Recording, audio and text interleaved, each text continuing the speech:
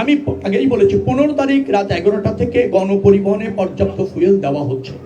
আপনি একটা পরিসংখ্যান দেখলে বুঝবেন, যমুনা সেতুতে যা নিয়মিতভাবে যান চলাচল করে তার চেয়ে 32,000 গাড়ি কালকে বেশি গিয়েছে, 32,000 বেশি গিয়েছে নিয়মিত যাওয়ার চেয়ে।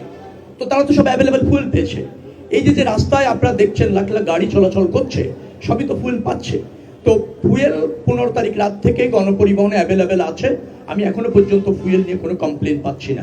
আর কেউ যদি পেয়ে না থাকেন ফুয়েল, আমি মনে করি এখন তো খুব ইজি হয়েছে, আপনি কমপ্লেন করতে পারেন, আপনি হটলাইনে ফোন করতে পারেন। আমরা সেটা দিয়ে রেখেছি পরিবহন ক্ষেত্রে 16107 আমাদের হটলাইন নাম্বার আছে, 999 আছে।